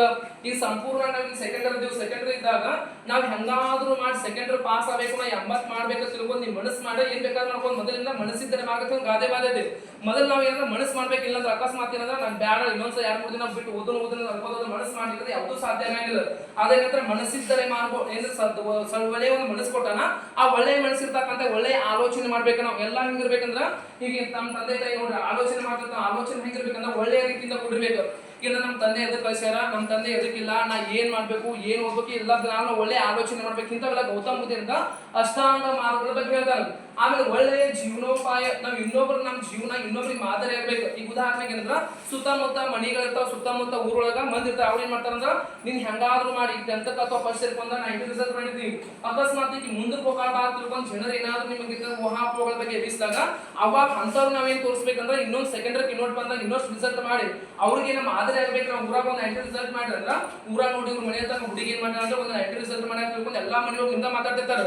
ನಮ್ ಜೀವನ ಹೆಂಗಿರ್ಬೇಕಂದ್ರೆ ಇನ್ನೊಬ್ರಿಗೆ ಮಾದರಿ ಆಗಿರ್ಬೇಕು. ಹಂಗ ಗೌತಮ ಬುದ್ಧ ಏನಂತಂದ ಒಳ್ಳೆಯ ಮಾತನಾಡ್ಬೇಕ, ಒಳ್ಳೆಯ ಮನಸ್ಸು ಹೊಂದಿರ್ಬೇಕ, ಒಳ್ಳೆಯ ಆಲೋಚನೆ. ಜೀವನದೊಳಗೆ ನಾವು ಏನಾದ್ರೂ ಒಂದ್ಸರಿ ಸಾಧನೆ ಮಾಡ್ಬೇಕು. ಆ ಸಾಧನೆ ಮಾಡಕ್ ಮೊದಲು ನಮಗೆ ಏನ್ ಬೇಕು, ಮನಸ್ಬೇಕು. ಹಿಂಗ ಅಷ್ಟಾಂಗ ಮಾರ್ಗಗಳ ಬಗ್ಗೆ ಯಾರಂತಂದ್ರ ಗೌತಮ ಬುದ್ಧ 8 ಅಷ್ಟಾಂಗ ಮಾರ್ಗಗಳ ಮೂಲಕ ಜನರಿಗೆ ಮನ ಮುಟ್ಟುವಂತ ಹೇಳಿದಾಗ ಎಲ್ಲಾ ಜನರು ಏನ್ ಮಾಡ್ತಂತ ಗೌತಮ ಬುದ್ಧನ ಕಡೆ ಆಕರ್ಷಿತನಾಗಿ ಎಲ್ಲರೂ ಅವನ ಕಡೆ ಬಂದ ಬೌದ್ಧ ಧರ್ಮದ ಬಗ್ಗೆ ಪ್ರಚಾರ ಮಾಡ್ಕೊಂಡು ಹೋಗಾರ. ಆಮೇಲೆ ನೆಕ್ಸ್ಟ್ ಏನ್ ಮಾಡ್ತಂತ ಗೌತಮ ಬುದ್ಧ 4 ಬೌದ್ಧ ಸಮ್ಮೇಳನ ನಡೆಸ್ತಾನ. 4 ಬೌದ್ಧ ಸಮ್ಮೇಳನೊಳಗ ಒಂದೇದ 483, 383, 250, 102. ನಾನು ನಿಮ್ಗೆ ಹೇಳ್ತೀನಿ ಉಲ್ಟಾ ಹೆಂಗ್ ಬರ್ಕೋಬೇಕಂದ್ರೆ 1 2 4 3 2 1. ಇವೇನಂದ್ರೆ ಸಾರಿ ನೋಡಿ 4 3 2 1. ಇದಕ್ಕೆ ಏನ್ ಹಚ್ಬೇಕು 83, ಇದಕ್ಕ 83, ಇದಕ್ಕೆ ಏನ್ ಹಚ್ಬೇಕು 50, ಇದಕ್ಕ 02. 1ನೇ ಬೌದ್ಧ ಸಮ್ಮೇಳನ 483, 2ನೇದ 383, 2ನೇದ 250, 4ನೇದ 102. ನಮ್ಮ ಮನೆ ಎಂತದೈತ್ರಿ ರಾಜ್ಯ ಗೃಹ. ನಮ್ಮ ಮನೆ ರಾಜನಾಗೈತಿ. ಒಂದೇ ನೆನಪು 1ನೇ ಬೌದ್ಧ ಸಮ್ಮೇಳನ ಇತ್ತು ರಾಜ್ಯ ಗೃಹ. 2ನೇದ ನಿಮ್ ಫ್ರೆಂಡ್ ಹೆಸರು ಏನ್ರಿ ವೈಶಾಲಿ. 2ನೇ ಬೌದ್ಧ ಸಮ್ಮೇಳನ ಇತ್ತು ವೈಶಾಲಿ. ಇನ್ ನೆಕ್ಸ್ಟ್ ವೈಶಾಲಿ 2 ಪ್ಲೇಸಿಗೆ ಟೂರಿಗೆ ಹೋಗ್ಯಾಳ. ಯಾವ ಅಂದ್ರೆ ಒಂದು ಪಾಟಲಿಪುತ್ರ, ಒಂದು ಕಾಶ್ಮೀರ. ಈ ವೈಶಾಲಿ ಏನ್ ಮಾಡ್ಯಾಳ ಅಂದ್ರೆ ಪ್ರವಾಸ ಮಾಡ್ಯಾಳ. ಎಲ್ಲಿ ಪ್ರವಾಸ ಮಾಡ್ಯಾಳ? ಪಾಟಲಿಪುತ್ರ ಮತ್ತೆ ಕಾಶ್ಮೀರ. 1ನೇ ಬೌದ್ಧ ಸಮ್ಮೇಳನ ಎಲ್ಲಿ ನಡೀತು? 2ನೇ ನಡೀತು ವೈಶಾಲಿ. 1ನೇ ಪ್ರವಾಸಕ್ಕೆ ಎಲ್ಲೋದ್ರು ಪಾಟಲಿಪುತ್ರ, 4ನೇ ಎಲ್ಲೋದ್ರು ಕಾಶ್ಮೀರ. ಇವು 4 ಬರ್ದು ನೆನಪಿಟ್ಕೊಂಡ್ರೆ ನಾ 2 ಮಾರ್ಕ್ಸ್ ಕ್ವಶನ್ ಏನ್ ಕ್ವಶನ್ ಕೇಳ್ತಂದ್ರ ಮೊದಲ ಬೌದ್ಧ ಸಮ್ಮೇಳನ ಎಷ್ಟು ನಡೀತು? 483. ಎಲ್ಲಿ ನಡೀತು? ರಾಜಗೃಹ. 2ನೇದ 383. ಎಲ್ಲಿ ನಡೀತು? ವೈಶಾಲಿ. ಆಮೇಲೆ 3ನೇದ 250 ಪಾಟಲಿಪುತ್ರ. 4ನೇದ ಕಾಶ್ಮೀರ. ಅಕಸ್ಮಾತ್ ನಿಮ್ಗೆ ಒಂದ್ ಮಾರ್ಕ್ಸ್ ಕ್ವಶನ್ ಕೇಳಿದ್ರೆ ಕನ್ಫ್ಯೂಸ್ ಆಗತ್ತೆ. 3ನೇದ ಎಲ್ಲಿ ನಡೀತು? ಅವಾಗ ಏನ್ ಮಾಡ್ಬೇಕಂದ್ರ ಉಲ್ಟಾ ಒಂದೆರಡು ಬರ್ಕೋಬೇಕಂದ್ರ 4 3 2 1 ಬರ್ಕೋಬೇಕು. ಬರ್ದ ಇದಕ್ಕೂ 83, ಇದಕ್ಕೆ 83 ಕಾಮನ್ ಬರ್ಕೋಬೇಕು. ಇಲ್ಲಿ ಎಷ್ಟು ಬರ್ಬೇಕು? 50, ಇಲ್ಲಿ 102. ಇವು 4 ಬೌದ್ಧ ಸಮ್ಮೇಳನ ನಡೆದ ಇಸ್ವಿಗಳು. ಆಮೇಲೆ ನೆಕ್ಸ್ಟ್ 1ನೇದೇನ್ರಿ ರಾಜ್ಯ ಗೃಹ. ಇದನ್ನ ಹೆಂಗ್ ನಿಮ್ಡ್ಕೋಬೇಕಂದ್ರ ನಮ್ಮ ಮನೆ ಅಂತದೈತಿ ರಾಜನ ಗರಮನೆ, ನಮ್ಮ ಮನೆ ಅದಕ್ಕೆ ರಾಜ್ಯ ಗೃಹ. 2ನೇ ನಮ್ಮ ಫ್ರೆಂಡ್ ಯಾರು? ವೈಶಾಲಿ. ವೈಶಾಲಿ ಪ್ರವಾಸ ಕೇಂದ್ರಗಳು ಪಾಟಲಿಪುತ್ರ ಮತ್ತು ಕಾಶ್ಮೀರ. ಹಂಗಾದ್ರೆ 1ನೇ ಸಭೆಯಲ್ಲಿ ನಡೀತು ರಾಜ್ಯ ಗೃಹ, 2ನೇದ ವೈಶಾಲಿ, 3ನೇದ ಪಾಟಲಿಪುತ್ರ, 4 ಕಾಶ್ಮೀರ. ನೆಕ್ಸ್ಟ್ ಜೈನ ಧರ್ಮದ 2 ಪಂಗಡಗಳು ಯಾವಾಗ? ಬೌದ್ಧ ಧರ್ಮದ 2 ಪಂಗಡ ಬರ್ತಾವ. ಬೌದ್ಧ ಧರ್ಮದ 2 ಪಂಗಡ ಹೆಸರು ಮಹಾಯಾನ. ನೆಕ್ಸ್ಟ್ ಕ್ವಶನ್ ಇಲ್ಲೇನಂದ್ರೆ ಬೌದ್ಧ ಧರ್ಮದ ಪ್ರಮುಖವಾಗಿರ್ತಕ್ಕಂಥ ಒಂದು ಗ್ರಂಥಗಳು ಬರ್ತಾವ. ಒಂದು ಸುತ ಪೀಠಕ, ವಿನಯ ಪೀಠಕ, ಅಭಿಧಮ ಪೀಠಕ. ನೆನಪಿಟ್ಕೋಬೇಕು. ಕ್ವಶನ್ ಕೇಳ್ತಾನ ಬೌದ್ಧ ಧರ್ಮದ ಗ್ರಂಥಗಳ ಹೆಸರನ್ನು ಬರ್ಬೇಕಂದ್ರ ಒಂದು ವಿನಯ ಅಂತ ಗೊತ್ತಾನ, ಇನ್ನೊಂದು ಅಭಿ ಅಂತ ಗೊತ್ತಾನ. ಈ ವಿನಯ ಮತ್ತು ಅಭಿಗೆ ಒಂದು ತಮ್ಮದ ಅಕ್ಕದಾಳ ಯಾರಂದ್ರ ಅಕ್ಕ ಅಥವಾ ತಂಗಿ ಸುತ ನೆನಪಿಡ್ಬೇಕು. ಸುತ ಎಂದ್ರ ಸುತ ಪೀಠಕ, ವಿನಯ ಪೀಠಕ, ಅಭಿಧಮ ಪೀಠಕ. ಇಬ್ಬರ ಅಣ್ಣ ತಮ್ಮಗಳ ಯಾರ ಅಭಿ ಮತ್ತು ವಿನಯ್. ಅವ್ರ ತಂಗಿ ಹೆಸರು ಏನಂದ್ರ ಸುತ. ಒಣೇದೇನಂದ್ರ ಸುತ ಪೀಠಕ, ವಿನಯ ಪೀಠಕ, ಅಭಿಧಮ ಪೀಠಕ. ಬೌದ್ಧ ಧರ್ಮದ ಗ್ರಂಥಗಳಂದ್ರ ಒಂದು ಸುತ ಪೀಠಕ, ವಿನಯ ಪೀಠಕ, ಅಭಿಧಮ ಪೀಠಕ. ಆಮೇಲೆ ಎರಡು ಪಂಗಡಗಳು ಯಾವಂದ್ರ ಹೀನಾಯಾನ ಮತ್ತು ಮಹಾಯಾನ. ಹಿಂಗ ಲಾಸ್ಟಿಗೆ ಇಷ್ಟೆಲ್ಲ ಬರೋ ಲಾಸ್ಟಿಗೆ ಏನಂದ್ರ ಉಪಸಂಹಾರ 10 ಮಾರ್ಕ್ಸಿನ ಕ್ವಶನ್ ನೋಡಿ. ಏನಂದ್ರ ಗೌತಮ್ ಬುದ್ಧನನ್ನು ಏಷ್ಯಾದ ಬೆಳಕು ಅಂತ ಕರೀತಾರ, ತಿದ್ದಲಾಗದ ಹೃದಯಗಳನ್ನು ತಿದ್ದಿದ ಮಹಾನುಭಾವ ಅಂತ ಕರೀತಾರ, ತಥಾಗತ ಅಂತ ಕರೀತಾರ, ಶಾಕ್ಯ ಮುನಿ ಅಂತ ಕರೀತಾರ. ಇದನ್ನೆಲ್ಲ ಪೀಠಿಗಳು ಬರ್ಕೋಬೇಕು. ಗೌತಮ್ ಬುದ್ಧನು ಸಾಮಾನ್ಯ ಶಕ ಪೂರ್ವ 483 ಎಲ್ಲಿ ಜನಿಸಿದನು? ತಂದೆ ಹೆಸರು ಏನ್ರಿ? ತಾಯಿ ಹೆಸರು ಮಹಾದೇವಿ. ಗೌತಮ್ ಬುದ್ಧನ ಮೊದಲ ಹೆಸರು ಸಿದ್ಧಾರ್ಥ. ಗೌತಮ್ ಬುದ್ಧನ ಗುರುವಿನ ಹೆಸರು ಅಸಿತ ಮುನಿ. ಗೌತಮ್ ಬುದ್ಧನ ಮಗನ ಹೆಸರು ರಾಹುಲ. ಆಮೇಲೆ ಹೆಂಡತಿ ಹೆಸರು ಯಶೋಧರ. ಆಮೇಲೆ ಕುದುರೆ ಹೆಸರು ಸೇವಕನ ಹೆಸರು ಚೆನ್ನ. ಕುದುರೆ ಹೆಸರು ಕನಕರ. ಕುಶಿನಗರದಲ್ಲಿ ಎಷ್ಟನೇ ವಯಸ್ಸಿನಿಂದ ನಮಗ? 15ನೇ ವಯಸ್ಸಿನಲ್ಲಿ. ಗೌತಮ್ ಬುದ್ಧನ ಜೀವನ. ಗೌತಮ್ ಬುದ್ಧನು ಚೆನ್ನನೊಡನೆ ಏನ್ ಮಾಡ್ತಾನೆ? ವಾಯು ಸಂಚಾರಕ್ಕೆ ಹೋದಾಗ ಎಷ್ಟು ದೃಶ್ಯಗಳು ನೋಡ್ತಾನ? 4 ದೃಶ್ಯಗಳು. ಈ 4 ದೃಶ್ಯಗಳಲ್ಲಿ ಯಾವ ದೃಶ್ಯವನ್ನು ನೋಡಿ ಸಂತೋಷಗೊಂಡನು? ಸನ್ಯಾಸಿ. ಆಮೇಲೆ ಮನೆಗೆ ಬಂದ ತನ್ನ ಹೆಂಡತಿ, ಮಗು, ಆಮೇಲೆ ಸಾಮ್ರಾಜ್ಯವನ್ನು ಇರ್ತಕ್ಕಂಥ ಚೆನ್ನವನಿಗೆ ಕೊಟ್ಟು ಮಧ್ಯರಾತ್ರಿ ಮನೆಯನ್ನು ಬಿಟ್ಟು ಏನಂದ್ರೆ ಮನೆಯನ್ನು ತಗೋಕಾಣಿದ್ರೆ ಇತಿಹಾಸದಲ್ಲಿ ಏನೆಂದು ಕರೆಯುತ್ತಾರೆ? ಅವನಿಗೆ 35ನೇ ವಯಸ್ಸಿನಲ್ಲಿ ಎಲ್ಲಿ ಜ್ಞಾನೋದಯವಾಯಿತು? ಗಯಾದ ಸಮೀಪ ಏನಂದ್ರ ಗಯಾದ ಸಮೀಪ ಅರಳಿ ವೃಕ್ಷದ ಕೆಳಗೆ ಜ್ಞಾನೋದಯವಾಯಿತು. ಆವಾಗ ಸಿದ್ಧನಿದ್ದವನು ಏನಾಗ? ಬುದ್ಧ ಎಂಬ ಪದದ ಅರ್ಥ ಜ್ಞಾನ. ಜ್ಞಾನೋದಯವಾದ ನಂತರ ಎಲ್ಲಿ ಪ್ರವಚನ ಇರ್ತಾನೋ ಎಷ್ಟು ಜನರಿಗೆ? 5 ಜನರಿಗೆ. ಇತಿಹಾಸದಲ್ಲಿ ಏನೆಂದು ಕರೆಯುತ್ತಾರೆ? ಧರ್ಮ ಪರಿವರ್ತನೆ. ನೋಡ್ರಿ, ಗೌತಮ್ ಬುದ್ಧನಿಗೆ 35ನೇ ವಯಸ್ಸಲ್ಲಿ ಬಿಹಾರದ ಸಮೀಪ ಗಯಾದ ಸಮೀಪ ಏನಾಗುತ್ತದೆ? ಅರಳಿ ವೃಕ್ಷದ ಕೆಳಗೆ ಜ್ಞಾನೋದಯವಾಯಿತು. ಜ್ಞಾನೋದಯವಾದ ನಂತರ ಸಿದ್ಧನಿದ್ದವನು ಬುದ್ಧನಾದನು. ಆ ಸಮಯದಲ್ಲಿ ಅವನು ಪ್ರಥಮ ಬಾರಿಗೆ ಸಾರನಾಥದ ಜಿಂಕೆಯೊಳದಲ್ಲಿ ತನ್ನ 5 ಜನ ಶಿಷ್ಯರಿಗೆ ಪ್ರವಚನವನ್ನು ಬೋಧಿಸಿದನು. ಇದನ್ನು ಇತಿಹಾಸದಲ್ಲಿ ಧರ್ಮಚಕ್ರ ಪರಿವರ್ತನಾ ಎಂದು ಕರೆಯುತ್ತಾರೆ. ಬೌದ್ಧ ಧರ್ಮದ ಚಿಹ್ನೆ ಯಾವ್ದ್ರಿ? ಧರ್ಮಚಕ್ರ. ನೆಕ್ಸ್ಟ್ ಗೌತಮ್ ಬುದ್ಧನ ವಿಶೇಷ ಏನಂದ್ರೆ ಹುಟ್ಟಿದ್ದು ಎಂದ ಬುದ್ಧ ಪೌರ್ಣಮಿ. ಆಮೇಲೆ ನೆಕ್ಸ್ಟ್ ಜ್ಞಾನೋದಯವಾದದ್ದು ಪೌರ್ಣಮಿ, ನಿಧನ ಹೊಂದಿದ್ದು ಪೌರ್ಣಮಿ. ಪ್ರತಿ ವರ್ಷ ಗೌತಮ್ ಬುದ್ಧನ ಜನ್ಮದಿನವನ್ನು ಏನೆಂದು ಆಚರಿಸ್ತಾರೆ? ಆಚರಿಸುತ್ತಾರೆ. ನೆಕ್ಸ್ಟ್ ಗೌತಮ್ ಬುದ್ಧ ಹೇಳ್ತಾನೆ ಏನಂದ್ರ 4 ಏನಂದ್ರ 4 ಬೌದ್ಧ ಸಮ್ಮೇಳನಗಳು ಒಂದೇ ಹೇಳಿದ್ರಿ.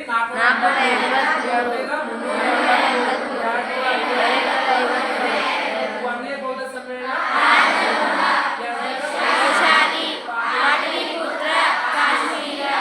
ಬೌದ್ಧ ಧರ್ಮ 2 ಪಂಗಡಗಳು ಯಾವಂದ್ರ